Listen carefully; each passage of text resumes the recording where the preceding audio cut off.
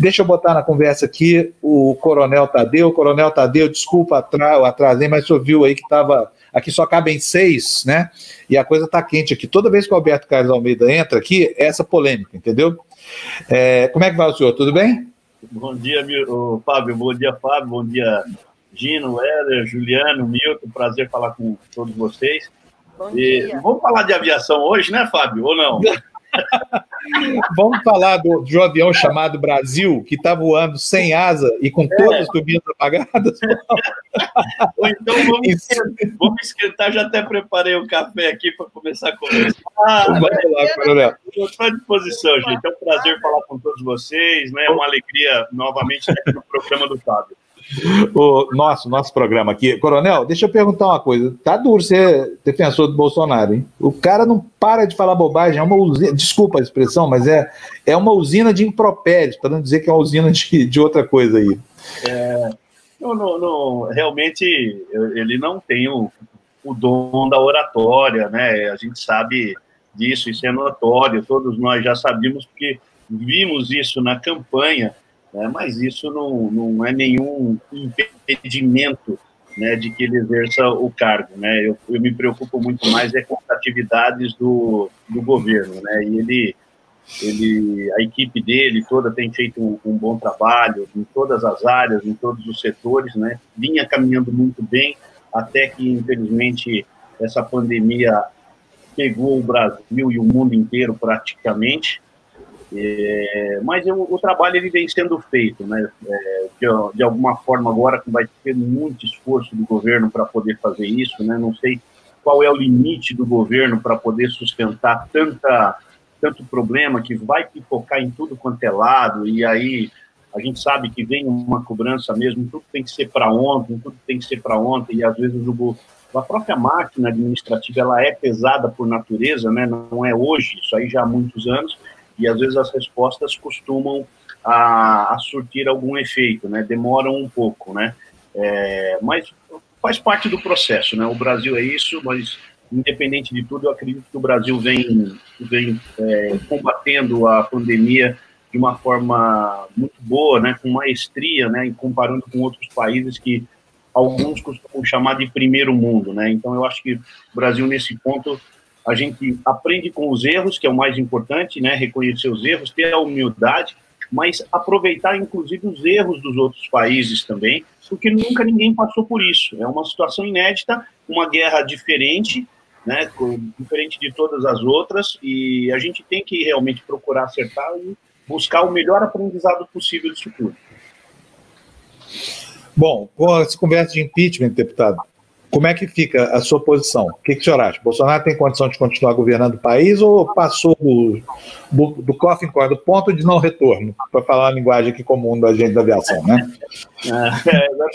Não, tem condição. Não há motivos para impeachment, né? Todo mundo percebe isso, né? Claro que existe uma parcela do próprio parlamento que insistem, né, em impeachment daqui, impeachment de lá. Eu nem sei quantos pedidos já tem de impeachment, né? De qualquer forma, o pedido de impeachment é legítimo para todo mundo. Você viu alguma coisinha lá, você põe no papel, né? O papel aceita tudo e você encaminha e protocola lá na Câmara dos Deputados. O presidente Rodrigo Maia é que tem que filtrar tudo isso, né? Nós vimos essa cena em 2016, 2015 para 2016, lá o Eduardo Cunha, na época, filtrando tudo o que tinha, e chegou uma hora que ele resolveu abrir o processo, e aí eu faço até um contraponto, né? Sempre me vem na cabeça essa história toda. Poxa, o cara, vamos falar de todos os presidentes, né? Poxa, o cara foi eleito aí, o exemplo do Bolsonaro, com 57 milhões de votos, né? Não seria nada mais legítimo do que os 57 milhões julgar se ele deve sair ou não? Será que tem que ser julgado por 513? Né? Mas, deputado, desculpa, mas esse raciocínio tinha que ter valido para Dilma Rousseff também. Não valeu, né? Não, eu faço esse questionamento porque eu já vi 3 impeachments. Eu vi o do Collor em 92, vi o da Dilma em 2016 e agora existem alguns pedidos de impeachment contra o presidente. Eu só jogo a pergunta no ar, né? Foi, poxa, se eles colocaram, né, porque não foram os 513 que elegeram o Bolsonaro, né? Não foi o atual parlamento, né? foram 57 milhões de votos no segundo turno, ou se quiser considerar o primeiro, 47 milhões de votos. Então, às vezes eu fico aqui fazendo algumas elucubrações, né, e pensando, pô, será que não seria justo devolver essa bola para o povo? Pô, e aí, você quer que ele saia, não quer que ele saia, né, em forma de votação? É apenas um questionamento para a gente discutir. Eu estou interpretando mal ou o senhor está sugerindo uma espécie de um plebiscito nesse momento? Não, seria na verdade, Foi o que eu entendi também. Um plebiscito, né? Você vota de novo, né? Tem chance do segmento do governo propor isso formalmente? Não. É apenas um ponto para discussão, para nós discutirmos, né? Apenas um ponto, porque não está previsto na Constituição, não está previsto em lugar nenhum. Ele foi eleito. O processo previsto é através de um pedido de impeachment. Se o presidente da Câmara aceitar o pedido, então ele abre o processo, né? Tem todo um rito a ser seguido. Né? Eu entendo. Tá? Deixa eu só tentar encaminhar aqui uma angústia que me surgiu agora, já que o senhor está colocando. Há alguma conversa nesse aspecto de sugerir ou encaminhar algo plebiscitário ou algum tipo de referendo? Não. É uma conjectura pessoal do senhor. Por isso que eu falei aqui, né? Apenas algo para a gente discutir, apenas uma posição minha, né? É um lembrete meu, né? Porque na hora de eleger, você chama a população. Na hora de tirar, você faz uma eleição indireta, né? Uma decisão indireta. Então, por isso que eu falei, é um contraponto aqui que eu faço para a gente pensar nisso, né? Para a gente avaliar, né? Se esses pedidos de impeachment realmente deveriam ser assim, entendeu? Agora, coronel, os 513 que o senhor citou, eles representam 200 milhões. Eles não representam apenas os 57 de Bolsonaro, nem os 47 do seu adversário. Representam 200 milhões. Então, esses 513 são representativos da sociedade brasileira.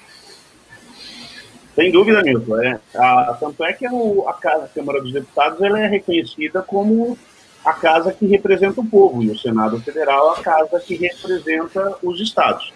Entretanto, Milton, você já percebeu, e com certeza eu já vi em muitos momentos dentro da Câmara dos Deputados, nós tomando decisões que o povo não quer, né, contrárias ao povo. Eu vou dar um exemplo para você.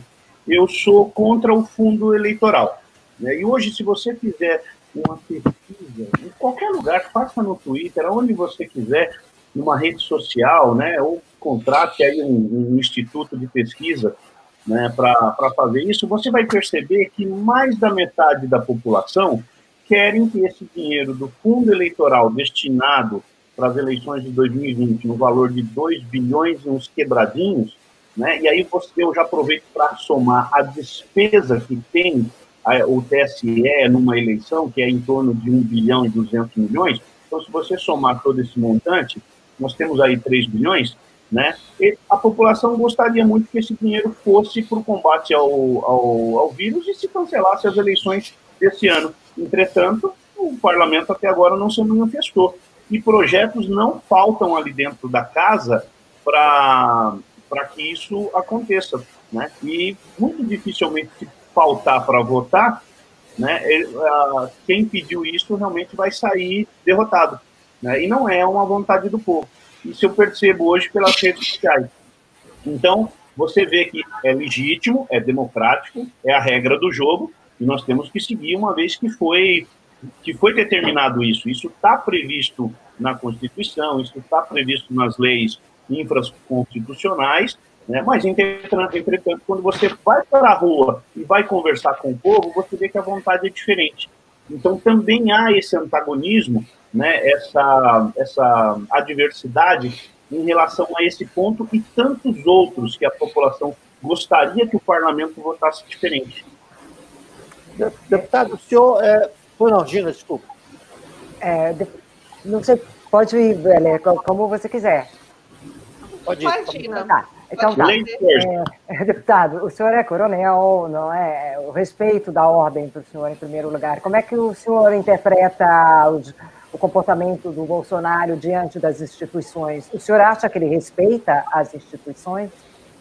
Olha, até o presente momento, eu não vi absolutamente nenhuma afronta a nenhuma instituição, né? Ele tem realmente conduzido o Poder Executivo, né, em perfeita harmonia, exceção feita ontem, que ele levantou um pouco a voz para comentar da decisão do ministro Alexandre Moraes, que impediu a posse do delegado de Polícia Federal Alexandre Ramagem, né, e aí ele considerou isso realmente uma afronta ao direito dele de nomear, e eu sempre tenho dito aqui que o presidente, ele é o presidente, foi eleito, né, 57 milhões de votos, né, ele tem total liberdade para escolher a equipe dele, né, o quadro da Polícia Federal tem inúmeros delegados, acredito eu que é aproximadamente uns 2.000 delegados, então ele tem que escolher alguém, né, e obviamente ele precisa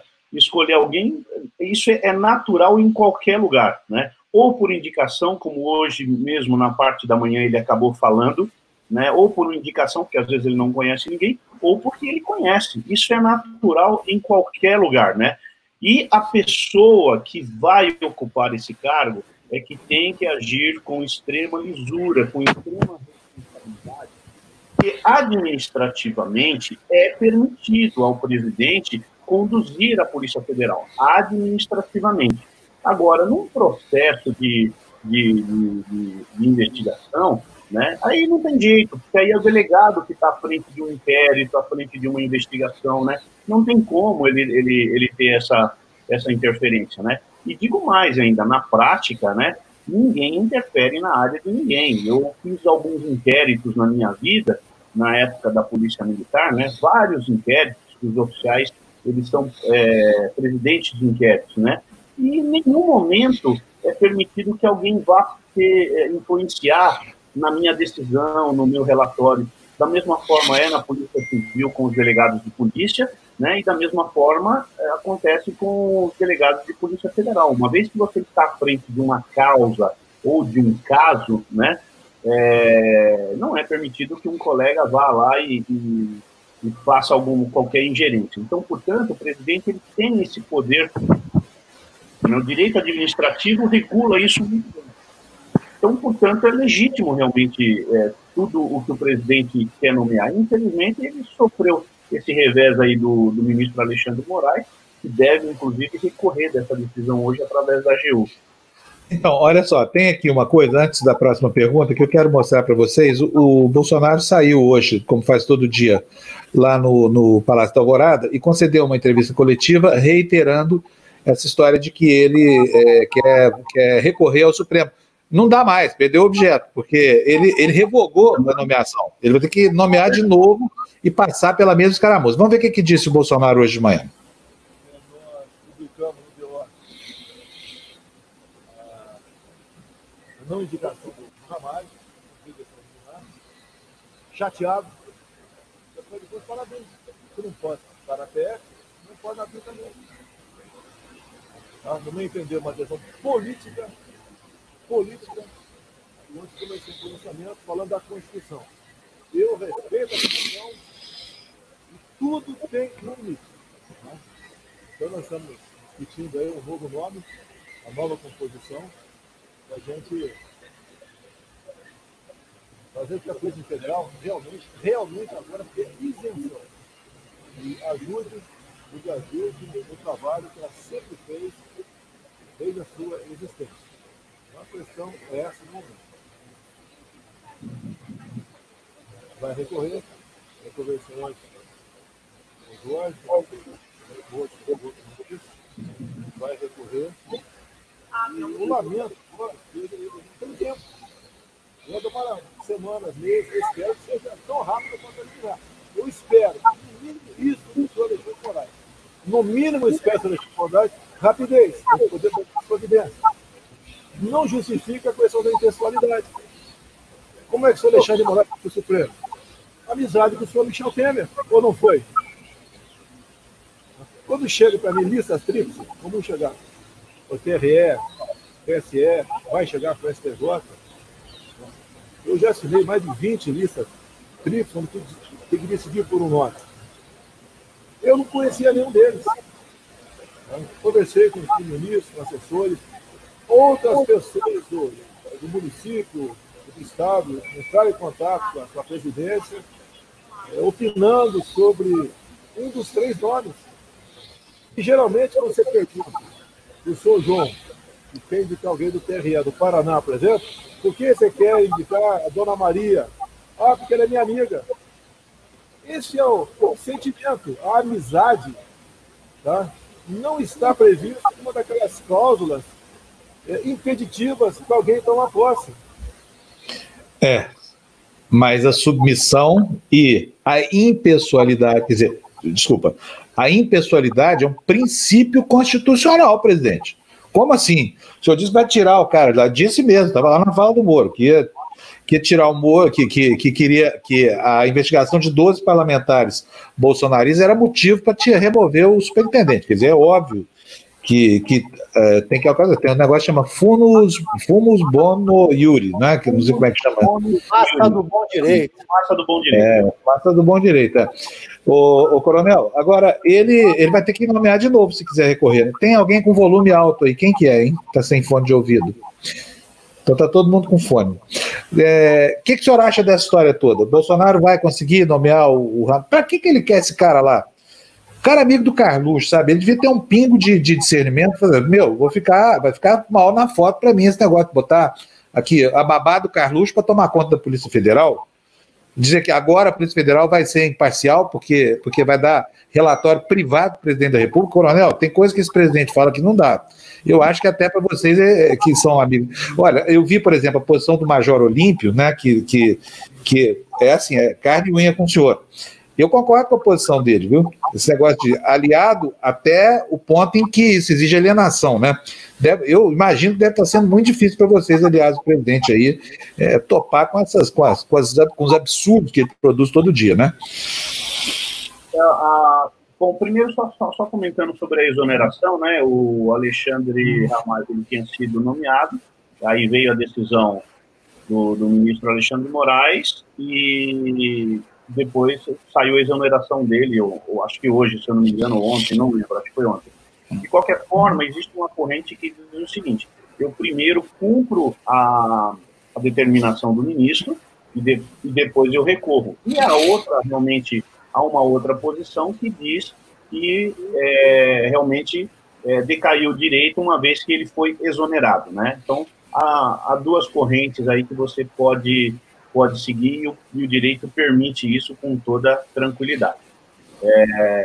Aí você comentou aí, Fábio, que às vezes é difícil defender o presidente. Olha, aquilo que eu repeti, ele não é dotado de uma boa oratória, né, e de, às vezes, uma certa tranquilidade, principalmente para conversar com a imprensa, né, e aí vem aquelas regras de comunicação que você precisa seguir, né, é importante seguir.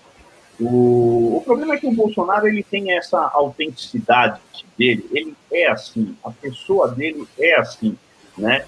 E também tem aquela história, como é que você vai moldar uma pessoa, né?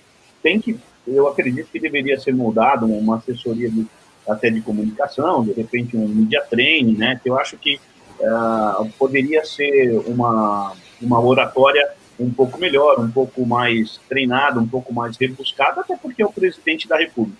Mas é a pessoa dele, é a simplicidade dele, né? É assim que ele sempre agiu na vida e ele entende que ele não precisa mudar o jeito dele, senão ele vai parecer mais um ator, né? E aí vem a questão pessoal dele. Eu não quero ser um ator, eu quero ser o Bolsonaro mesmo, quero ser o Jair, que sempre foi e vou ficar desse jeito.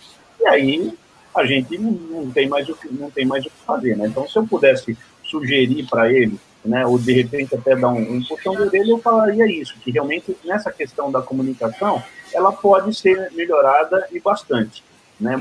Eu vejo muitos políticos que foram treinados até para falar de uma forma, né? A não ser que a pessoa já tenha o dom mesmo e ela tenha essa habilidade de falar, e aí fica uma situação tranquila. Mas não é o caso dele. Eu não vou recriminá-lo de forma alguma pelo jeito com que ele fala, né, alto, e a forma com que ele verbaliza as palavras. Eu não vou criticar, porque é o jeito da pessoa, eu não vou conseguir mudar. Então, a Inês é morta nesse ponto, né? E agora, defender ele, né, defender o governo dele, não tem a menor dúvida que é muito fácil, né? Eu já começo dizendo a respeito dos casos de corrupção. Nós estamos há 15 meses sem estourar nenhum escândalo de corrupção, né? Nós tivemos aí a Petrobras, depois de 10 anos, apresentando... Mais ou menos, né? E as rachadinhas? Rachadinhas, tem e o ministro, e o Laranjal lá do PSL. Vamos lá, eu só posso falar que essas investigações não foram concluídas, né? Estão todas em andamento, então eu não posso prejulgar alguém. Eu tomo muito cuidado, né, quando eu recebo investigação que envolve prática de rachadinha, que o investigado tenta travar essa investigação por 9 oportunidades. Ele não está passando recibo de honestidade, está passando recibo de muita preocupação. Olha, é o direito dele, é legítimo, né? É legítimo ele fazer isso. Se a lei permite, nós temos que corrigir a lei e não recriminar a pessoa. Então, sem fazer defesa alguma, né? Porque eu não sei, né? Eu não sou do Rio de Janeiro, né? Eu não acompanhei a vida dessas pessoas. Eu tenho a minha vida toda em São Paulo e eu tomo muito cuidado de não ficar julgando as pessoas previamente sem ter fatos concretos.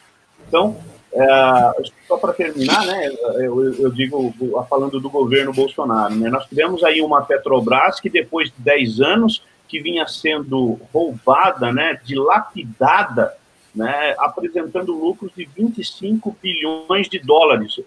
Aí eu pergunto, é de uma hora para outra? 10 anos que a coisa, né, vinha tão ruim e, de repente, em 12 meses, só de trocar as pessoas, ela começou a apresentar lucro. Então, é claro, e aí quando você junta com os fatos, Cerveró, Renato Duque, e por aí vai, os nomes são infinitos. Não é para comparar. Não é uma. Então, mas você não foi para querer comparar, entendeu? Juliana, mas aí você vê, não estou comparando, porque realmente nós estamos, se eu fosse comparar, eu dizia, ó, nós estamos numa situação bem melhor hoje, graças a Deus. Não é comparar, é simplesmente você fazer uma leitura sem ser seletivo, né? Tanto é que eu não estou falando em partidos, não estou falando em governantes, os jornais estão aí, Juliana, para você ver o que aconteceu na Petrobras, né, o que aconteceu nos fundos de pensão, Prev, Petros, Postales, o Funcesp, né? Então você percebe realmente que havia uma quadrilha instalada e simplesmente essa quadrilha desapareceu a partir de janeiro de 2019. Então, não, peraí, deputado, não foi não. Não, o governo Temer. Vamos botar as coisas no seu devido tempo. Foi o Temer. E, por incrível que pareça, um implicado nos escândalos, né? Um dos principais implicados nos escândalos. Então, o Bolsonaro não tem nada a ver com isso. O Temer, ele assumiu ali numa avalanche, né? Num maremoto terrível, né? Mesmo assim, ainda surgiu ali a denúncia da JBS, que eu também não vou comentar, porque o processo está em andamento, mas surgiu uma denúncia, né? Então, verdade. O Temer era vice da Dilma e declaradamente detinha o poder de alguns ministérios. Mas, né? Deixa eu fazer uma consideração, senhor, que eu achei muito boa essa argumentação de que é preciso respeitar a justiça, é preciso respeitar a sentença. Agora, eu queria só indagar o senhor, o governo acaba de trazer para o núcleo do coração, o coração do governo, duas pessoas que foram sentenciadas, que é Roberto Jefferson e Valdemar Costa Neto. Como é que o senhor traduziria para quem o senhor está falando nesse momento essa aproximação de pessoas sentenciadas com condenações criminais? O Weller, essa é uma falha da política brasileira. Isso eu considero repugnante, uma excrescência da política, porque a pessoa foi condenada enquanto era político e exercia um mandato, né? E a lei permitiu que, após ser condenado, ele ainda pudesse conduzir um partido político. Isso aqui é um absurdo desse. Um cara que foi condenado pela justiça, cumpriu a sua pena, aí você vai dizer assim, poxa vida, mas o cara cumpriu a pena dele, já pagou, ele já está livre. Eu até concordo, né? Eu até concordo. Mas eu acho que, para a política, uma opinião pessoal minha, né? O cara deveria ser banido. Realmente ele não poderia... Está sendo incorporado ao governo. Olha só, se você comparar com o esporte, que eu sou professor de educação física, se você comparar com o esporte, o atleta, uma vez pego em doping, da forma com que ele foi, ele pode ser banido para o resto da vida. Então, assim, olha, você não pode mais entrar no esporte, você é um mau exemplo. E o esporte faz isso. Às vezes dá uma pena também, de, sei lá, 5, 10, 15 anos, de repente, ele fica afastado do esporte por algum tempo, mas eu acredito que moralmente não cabe mais uma pessoa. E aí, infelizmente, né, você lida com partidos, o sistema é assim, você sabe muito bem disso, você tem que conversar com os presidentes dos partidos, aí é aquela questão do diálogo, as pontes que precisam ser feitas para você ter o projeto de governo aprovado na Câmara dos Deputados, e aí ele tem que conversar. Então, eu digo que essa aproximação é necessária. 34 partidos em funcionamento no Congresso, ele escolhe os 2 que já foram presos por corrupção? Veja só, será que os outros partidos abriram a porta para o presidente para ele conversar? Aí é uma outra pergunta. Será que o PSDB abriu? Será que o Democrata abriu? Então? Agora, você veja só, ele conversou com o Baleia Rossi, que é o presidente do MDB. Então, o Baleia é condenado? Não. O Baleia está lá, assumiu a presidência do PMDB. Né? Então, essa conversa... Não se incorporou ao governo, inclusive que fosse integrar o governo. Não entendi. Não, talvez também, viu, Coronel, assim, francamente, porque o Bolsonaro sabe onde é que ele pode chegar com dinheiro e cargos que vai fazer diferença. Quer dizer, quem está à venda no Congresso é o Centrão. Ele sempre esteve. Sim. Né? O Centrão sempre foi o grande elemento ponderador da propina, porque os caras só agem envolvidos em dinheiro, né? Exato. Eu concordo com isso. Deixa eu pedir um favor, o Milton Bly precisa fazer uma pergunta, ele está levantando o dedinho ali faz tempo. O Milton é muito educado. Várias vezes aqui, Milton. O Milton é muito educado, ele não atravessa, e aí ele fica sem falar, sabe? Ele não é igual ele reagindo assim, mal educado. Ele é francês. Fala, Milton. Eu queria lembrar, en passant, Coronel, que no ano de 2018, né, o lucro da Petrobras foi de 25 bilhões. Né? O lucro da Petrobras em 2018, Jair Bolsonaro não estava na presidência da República, na época nem era candidato à presidência. Em segundo lugar, com relação à decisão do ministro Alexandre de Moraes, ele se baseou sobretudo nas afirmações do próprio presidente Bolsonaro de que pretendia usar a Polícia Federal como produtor de informações para suas tomadas de decisão. Foram palavras do presidente da República. A PF é um órgão de investigação... de inteligência. E não de inteligência. E não de inteligência, de investigação. E, segundo a Constituição Federal, no seu artigo 144, parágrafo 1º, ela não tem nenhuma função de outra que não investigação. E tem mais.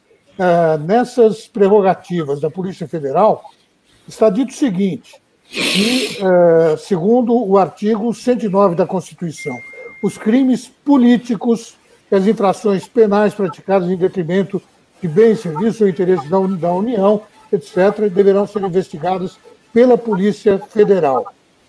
Portanto, crimes políticos englobando, nesse caso, o problema da impessoalidade.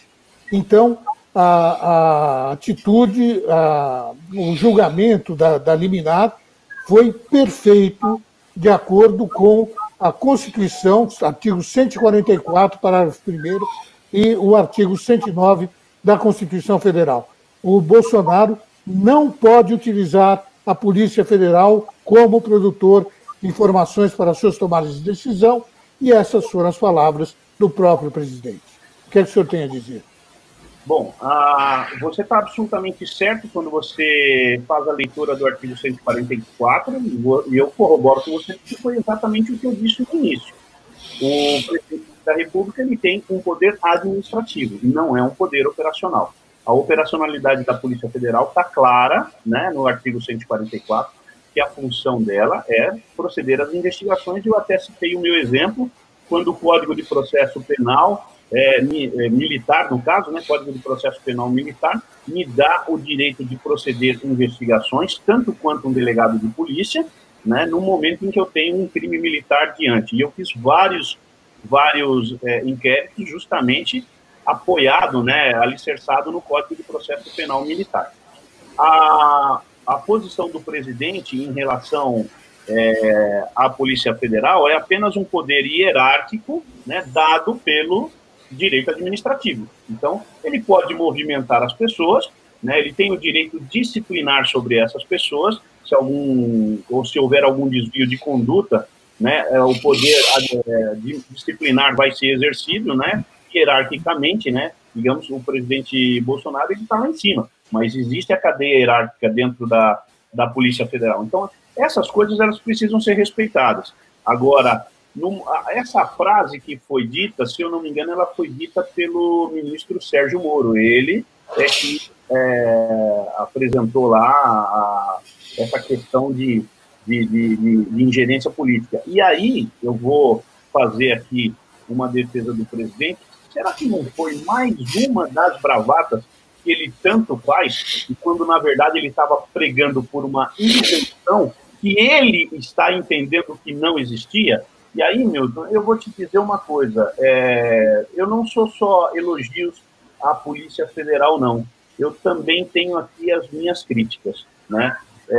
E vou usar o caso do Adélio Bispo da Silva, né, um ex-militante do PSOL, ao que parece era um ex-militante, eu não sei a data de desfiliação dele, né, mas é muito estranho, após o presidente ter tomado uma facada, e eu, sinceramente, eu como policial, e fiz várias investigações, eu não deixaria passar batido uma informação dessa. Horas depois do Adélio ser preso em flagrante, né, pousa em Juiz de Fora um jato, né, trazendo 6 advogados do Rio de Janeiro, e um voo desse não custa menos do que R$150 mil, porque é um jato executivo, né? 6 advogados para defender o Adélio Bispo. E cadê a informação desses advogados? Quem são, de onde vieram, quem está sendo pago? Então, isso, como investigador, me leva a crer e a raciocinar. Uma das linhas de investigação é o seguinte: esse crime foi premeditado. Esse crime foi contratado e pegaram essa pessoa, Adélio Bispo da Silva, quem sabe até selecionaram o perfil dele, né, meticulosamente, né, planejado, para assim, esse cara é o que precisa dar a facada no presidente, e nós vamos defender ele. E foi o que foi feito. Então, eu não me limitaria a simplesmente ao crime propriamente dito, ao ato da facada e a tentativa de homicídio. Eu iria atrás, eu não quero julgar a Polícia Federal, mas eles não foram, né? Mas como policial, como investigador, me desculpe, a Polícia Federal falhou mesmo, falhou declaradamente, tá? E aí eu faço realmente uma pergunta: por que não investigar, né? Como é que surgiu essa defesa do nada? Normalmente eu estou acostumado a ver assassinatos aqui em São Paulo, na época em que eu trabalhava na rua, e aparecia ali um advogado, não tão bem sucedido, mas um bacharel que prestou o concurso da OAB, que tem a sua OAB, ele aparecia na delegacia: eu vim defender fulano de tal que acabou de ser preso em flagrante. Então, não tinha assim tanto, não eram pessoas assim tão renomadas. Nós sabemos aqui que existe até uma lista dos top 100 escritórios de advocacia aqui do Brasil. E esse escritório está no top 100. Né? Então, poxa, é muito estranho, né? No mínimo estranho. Não quero, assim, veementemente acusar a Polícia Federal de omissão, realmente, de prevaricação, no caso, né? De prevaricação. Mas, para mim, é muito estranho eles não terem seguido à frente com essa investigação. Agora, só para... Pode falar, sabe que não se pode investigar advogados dessa forma, como o senhor está defendendo. Agora, ô Milton, mas isso aí, você sabe que eu também acho muito esquisito essa história desses advogados? Francamente, até porque isso abre margem não só para isso que o coronel está colocando, como abre margem para um outro tipo de especulação, que é a da falsificação daquela cena. A gente precisa lembrar aqui que o presidente é mentiroso quanto mais. Isso não é uma opinião, isso é uma informação. Ele não tem apreço pela verdade e os filhos muito menos, né? Então, assim, existem circunstâncias ali que podem levar. Muita gente acredita que essa facada não houve, foi uma fakeada. E essa história de tantos advogados cercando o Adélio de tantos cuidados, inclusive o seguinte, um laudo psiquiátrico foi encomendado pela defesa, ou seja, pelo Bolsonaro, que jamais foi contestado, que atesta que o Adélio é doido, né? Agora, então tem muita coisa estranha nesse caso, isso aí o senhor tem razão, sim. Fábio, só para completar o que você acabou de dizer, o chefe da segurança de Bolsonaro durante a campanha de 2018, quem foi? Foi o Ramagem. Só uma correção, Milton, o Ramagem, eu posso, assim, eu em alguns momentos, eu estive com o presidente Bolsonaro na campanha, assim, ele esteve aqui em São Paulo. Eu conheci vários seguranças, né? Eu posso ser que eu esteja enganado, mas o Ramagem, ele não estava na campanha, ele entrou após a vitória do segundo turno, do segundo turno, porque aí ele já teve alta do hospital, ele não estava na campanha. Mas eu vou deixar em dúvida, porque eu não lembro realmente do Ramagem, eu lembro de outro delegado, né? Lembro até de uma delegada, se eu não me engano, ou era agente, né? Que estava sempre com ele, lembro de 3, 4, 5 que sempre eram os mesmos. Então, estou em dúvida, Milton, e de repente depois eu até posso corrigir essa informação, mas eu tenho quase certeza, 90% de certeza que o Alexandre não participou da campanha. Olha, gente, nós temos que encerrar aqui, porque o programa já vai longe, daqui a pouquinho tem o Fura-Bolha. A nossa generala aqui, ó, coronel. A generala é essa moça aqui, ó. Deputado, por favor, o que o senhor pensa a respeito de Brilhante Ustra? Puxa vida, olha, eu só conheço o Ustra dos livros, né? Só conheço ele dos livros. Então, eu vou dizer o seguinte para você. Conheço um pouco da história, do que aconteceu entre os anos 60 e os anos 70, né? Que foi o período militar, onde nós tivemos os presidentes militares. Sei que houve uma repressão muito forte e uma luta muito grande, porque era uma luta armada. Nós tínhamos guerrilheiros, né? E eu sei que nós tínhamos assim, os famosos aparelhos, né? Os focos de guerrilha no Araguaia, aqui no Vale do Ribeira, tínhamos assalto a banco. Aliás, só por uma curiosidade, a rota Rondas Ostensivas Tobias de Aguiar aqui em São Paulo, ela foi criada justamente por conta desses assaltos a bancos que o pessoal do Partido Comunista e toda aquela linha de esquerda praticavam para arrecadar fundos para sustentar essa guerrilha que eles implantaram no país. Então, eu lembro muito bem, lembro assim, por conta da história, né, que houve esses confrontos com a polícia militar, com o exército, e sei que o general Ustra, o coronel Ustra, não sei direito a patente dele, mas deve ser general, né, ele participava desse combate, né, e sei exatamente que se faziam realmente as prisões e eles eram levados aí para as instalações dos quartéis. Agora, o que acontece lá dentro, né, aí aquela história, é um contraponto. Eu só ouço falar de um lado e do outro, né? Se houve coronel, a prática da tortura, coronel, tem que ser condenado. Desculpa, mas se não houve... no caso do Ustra, não há dúvida nenhuma de que ele era um torturador, e um torturador terrível, porque ele foi condenado com trânsito em julgado.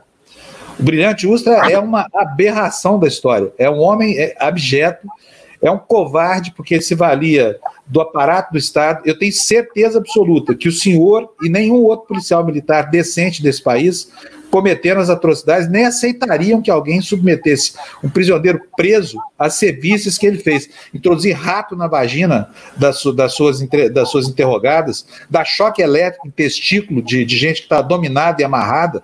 Realmente, assim, esse é um personagem abjeto da história do Brasil, sabe? E quem tecilou a eles, como foi o Bolsonaro, merece o mais profundo desprezo do mundo, porque o Brilhante Ustra é um caso, assim, de um sádico. Ele parece que ele tinha um prazer gigantesco, inclusive, de fazer isso. E eu tenho certeza absoluta que, ainda que fosse em nome do combate aos exageros que a esquerda cometeu com a luta armada, a ação dele é absolutamente deplorável e não dá para defender um homem que tem a folha corrida que esse torturador, assassino, covarde tinha, né? Eu tenho certeza absoluta que o senhor, como policial militar, deplora esse tipo de prática. Essa prática ela não é aceita, por isso que eu não elogio e muito menos critico, porque eu não sei exatamente a história. Eu gostaria de ter realmente uma comprovação de tudo isso, né? Porque a gente sabe que essa história ela é bem dúbia, né? Se fala de um Não, lado... mas o do Brilhante não é dúbia. O do Brilhante foi condenado. Tem sentença transitada em julgado. Não há dúvida, né? Mas tudo bem. Eu sei que deve ser difícil falar. Eu não aceito esses comportamentos terroristas. Isso sem dúvida nenhuma, viu, Gina? Faz muito bem, senhor coronel. Olha, a próxima vez que o coronel Tadeu vier aqui, não fala sobre aviação, tá? Ele é piloto, é bom piloto. A situação da aviação no Brasil, vocês não imaginam. A gente tô falando aqui, não é brincadeira, não.